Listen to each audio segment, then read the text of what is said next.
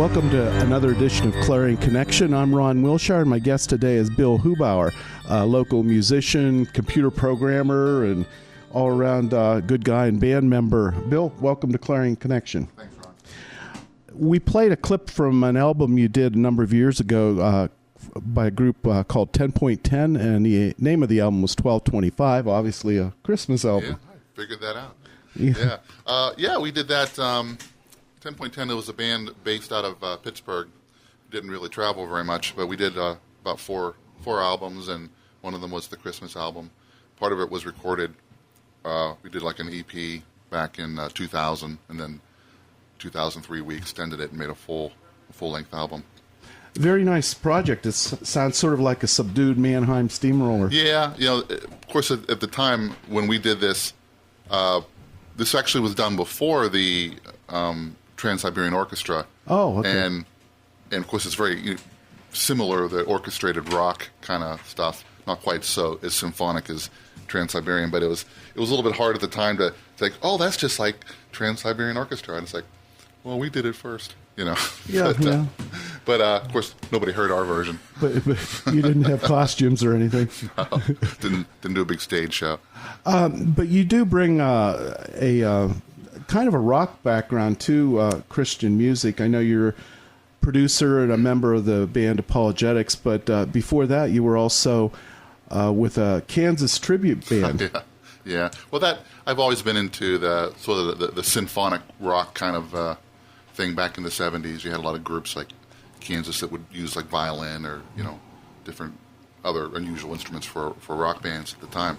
And I've just played in so many different bands and different styles of music over the years. And one time, a bunch of us got together and said, "We all like Kansas. Let's play a Kansas song." So we would come out and do 3 hours of all this obscure Kansas. And I think in 3 years we probably played like 12 times. Because we weren't going to get too many gigs playing that. And all of them must have been recorded for YouTube. I noticed there's a number of nice videos on there. What's the band called? Leftoverture? Leftoverture, yeah. So this is back like in early 90s, 92, 93. Actually it was a hard time to be in a tribute band for Kansas because they had been inactive for a little bit, and then we started doing the tribute band, and then they kind of came back, but they weren't the big act that they were, earlier on. So they were more affordable for some of the smaller venues. So we would have club owners say, "Well, why should I hire you guys when I can get the original band for not much more money?" So we were competing with the original band. I've heard many stories about obscure acts being picked from YouTube to actually play with the original group. The two famous stories are Journey, I think, and Boston, where some guys were doing like karaoke on YouTube, and they needed a new singer, and they, found them that way. It's a different world. It sure is, and everything you've done is on YouTube, so you have to worry about that. Yeah. So you can just Google Leftoverture on YouTube. Well, if you're interested in seeing a band play a whole bunch of Kansas songs other than Kansas, right. you can go on YouTube and search for Leftoverture. But some other state, not Kansas. But some of the guys, as a musician, you tend to follow each other around. Like one person will leave and go join another band, and then maybe a year later you go join them, and you kind of connect. You can connect the dots between the bands, and so out of my high school band days, some of us ended up in this Kansas band, and then a couple of us. I met some new guys in that project, and then a couple of us formed what would be 10.10, which we just heard.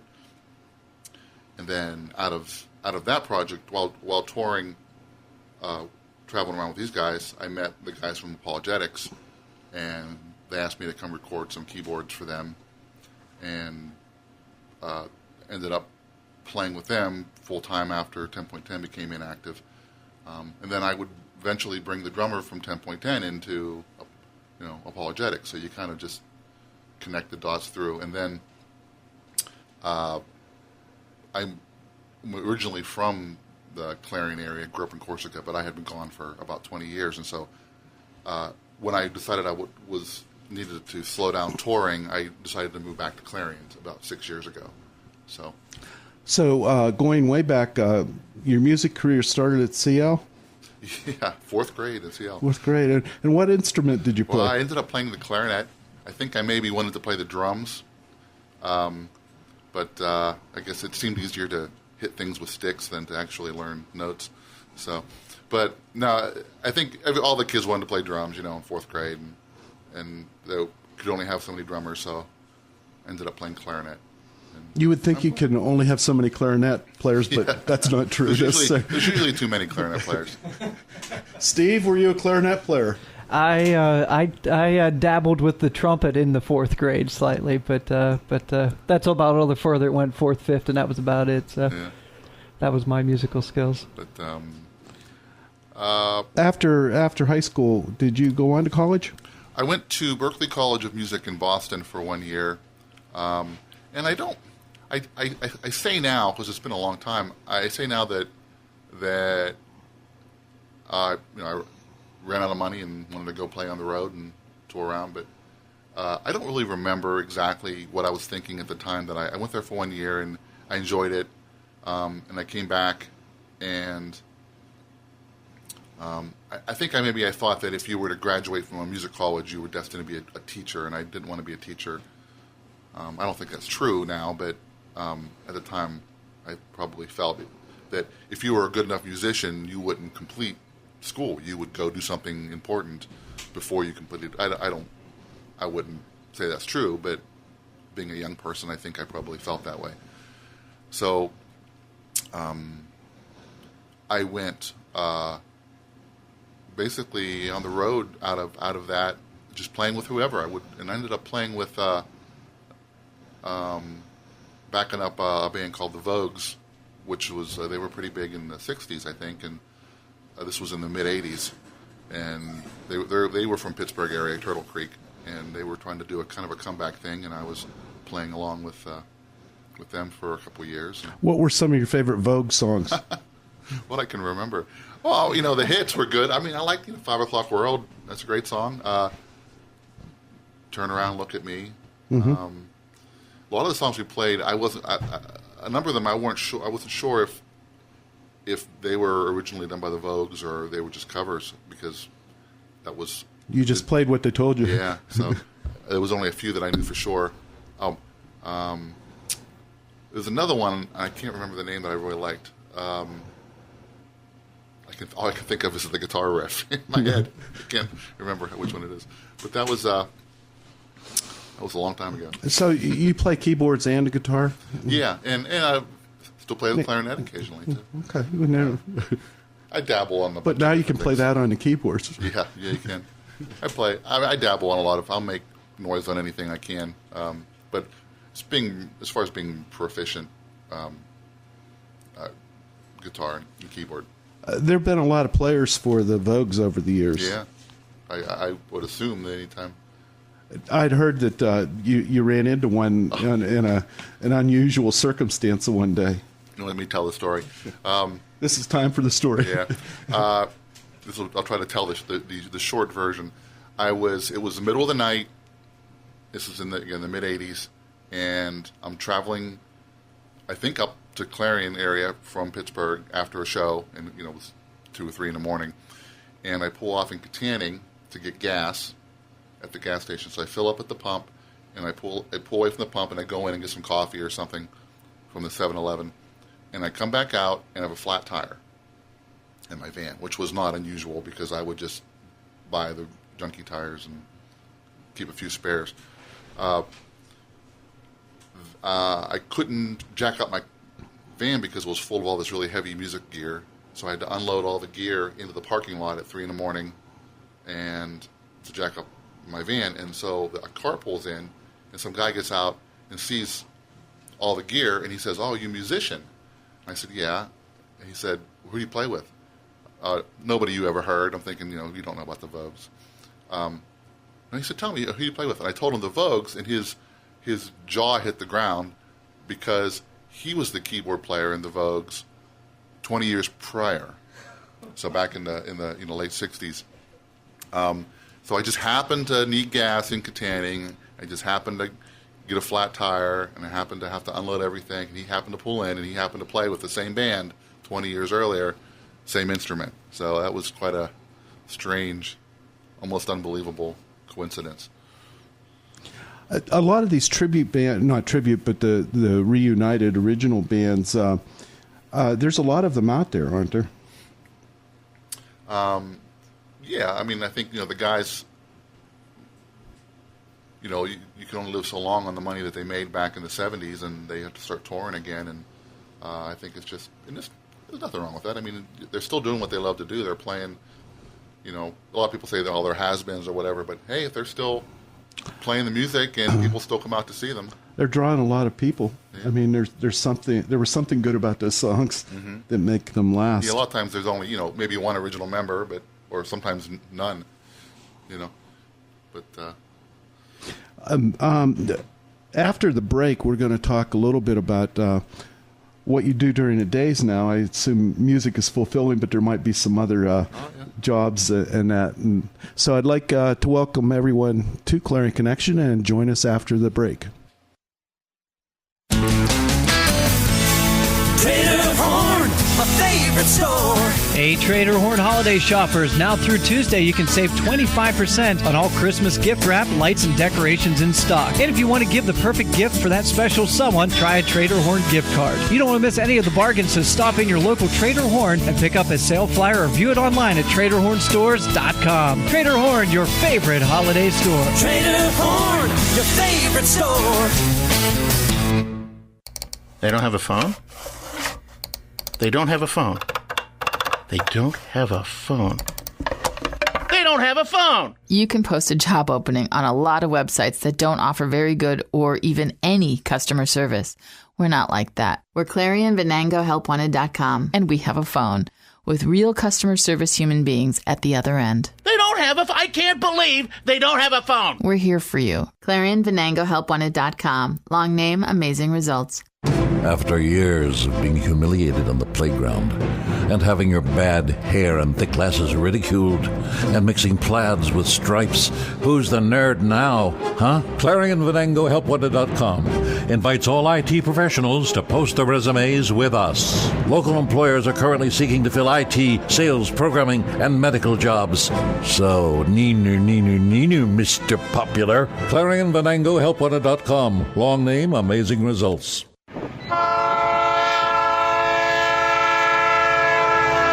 Retirement approaching like a freight train? Worried that your investments won't be enough? This is Tom McClovic of the Pennsylvania Securities Commission. A good broker or financial advisor can help you get the most out of your investments. Choose one carefully and check out their background by calling us at 1-800-600-0007 or check us out on the web at www.psc.state.pa.us. Parents, did you know that your teen can get hooked on drugs even if he or she never leaves the house?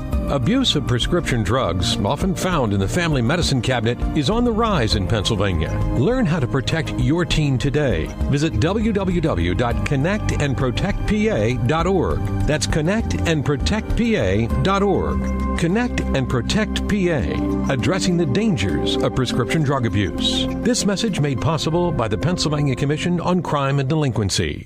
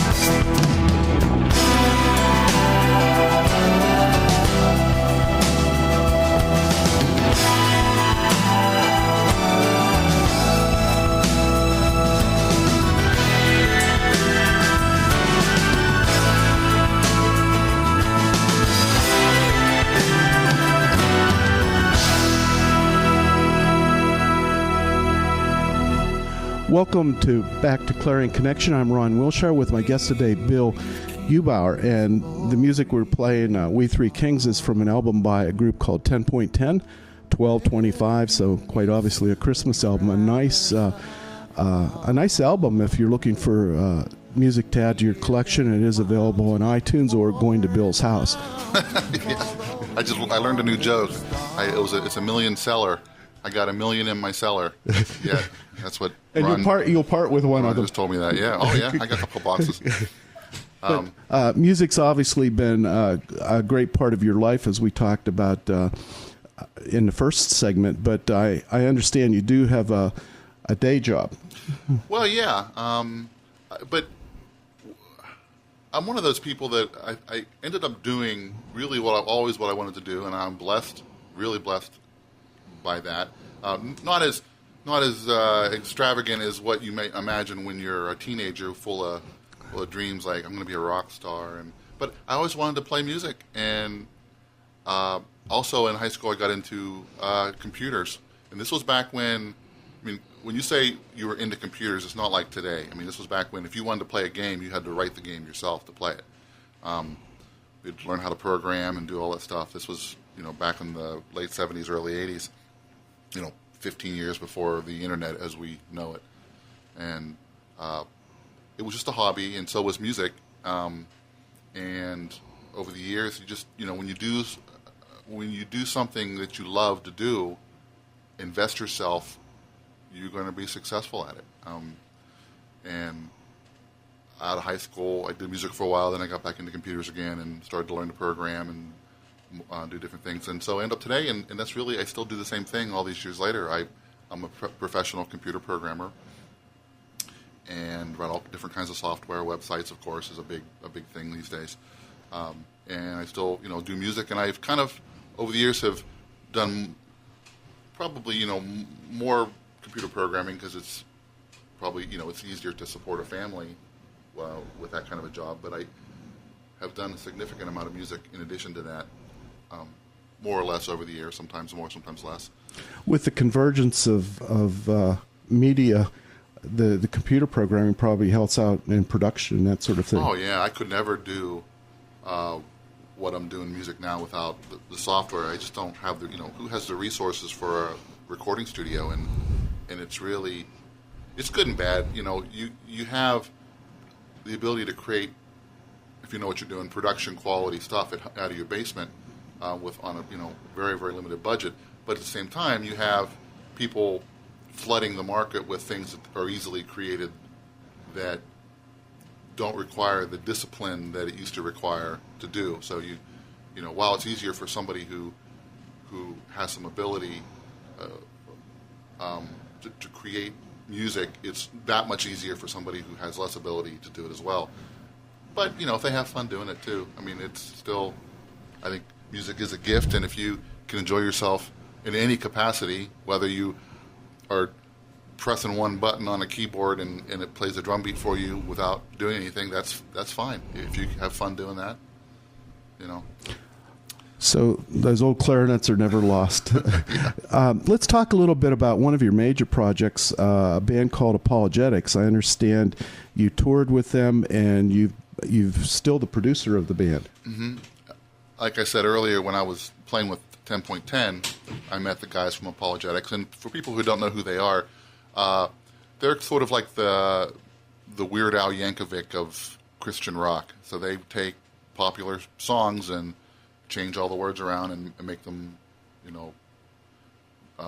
like Bible stories, and put Bible stories to popular rock songs. And usually they're very witty and entertaining, but they teach Scripture. That's their mission's always been to teach through song. So the music, of course, basically is just trying to replicate the original versions of the songs. So playing in cover bands over the years, and played a lot of years in bars when I was younger, learning to try to emulate or duplicate other people's style. So that sort of equipped me then to do the same thing for Apologetics. So I toured with them for a number of years, and as I said, I became road weary, I guess, and sort of settled into my role now as a producer. So we, put a CD out every, maybe once or twice a year, and we go down to a studio in. Remember the B. Taylor group from back in the day? One of the guys in that band, Rick Wachowski, who's also in a band called Crack the Sky back in the 70s. Great musician, great guy. He has a studio called Studio L down in Weirton, West Virginia. So we record the basic tracks down there, then we just bring it home and finish it, do all the vocals at my house, and all the keyboards and guitars. And we just put out a new CD. It's all 80s, and it's really it came out great. It's you got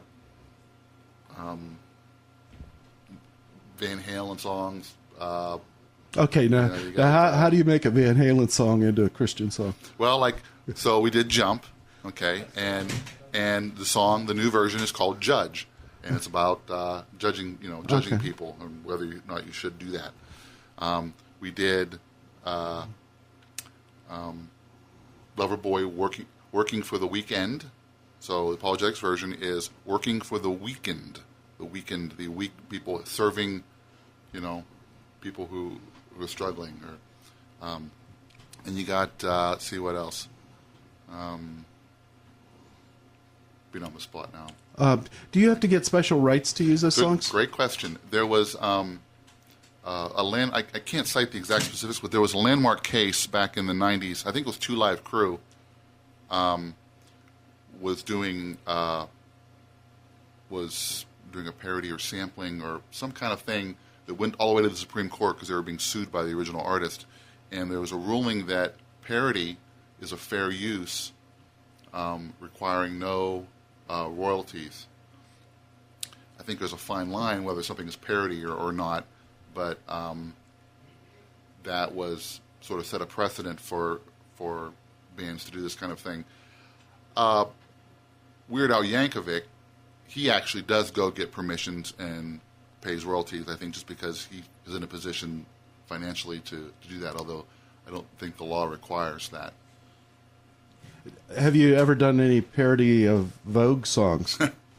No, but the lead singer, Jay Jackson, is relentless about teasing me about being in the Vogues, because he keeps bringing it up and he teases about doing like 5 O'Clock World parody or something like that. What would you do there? I'm not sure.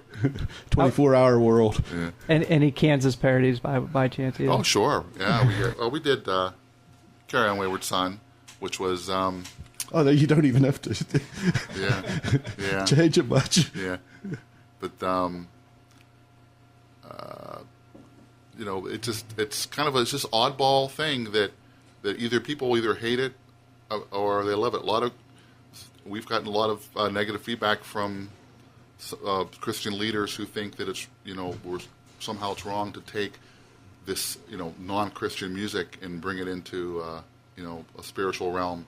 And in the end, isn't it the message that you're left with? Yeah, I the mean, content. It's like if you believe that music is a gift from God and the ability to create is a gift from God, then all music is a gift from God, no matter if the person who writes it acknowledges the creator or not. So I think, if you don't believe in God and you write something, it still came from God. It doesn't matter. I mean, no, the words, the message might be a different story, but is there? I just had a thought. Is there this type of music in other faiths, like? I've heard like a Jewish parody band. Really? Yeah. Well, I mean, besides Adam Sandler. Yeah.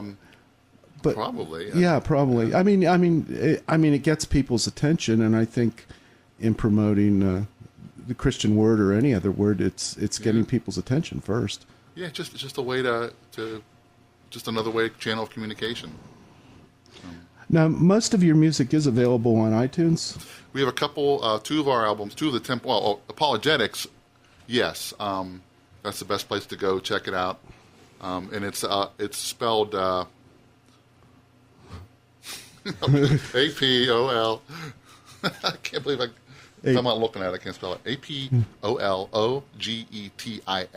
You got to put the X on the end. Apologetics with an X. And most of the catalog is available there. Right. You can listen to the samples. And a Christmas album that we've been playing cuts of, 10.10. The album's name is 1225, and that's available on iTunes. Yep. Or Bill's Basement. Bill's Basement. It is important to note that Bill Hubauer never did appear in Vogue, though, right? No. And you weren't a member of En Vogue. No, I wasn't. No. So just wanted to clear that up. So you've really had some good times with the music and everything over the years. Yeah. It's still going strong. When I having grown up in this area, I have a lot of friends that are musicians, and I'm trying to reconnect with them and make some new music with other local musicians now. Great. Well, thanks for having us today. On Clarion Connection, we're going to leave with the other excerpt, Carol of the Bells from the 1225 album. Thanks for joining us, and we'll see you next week.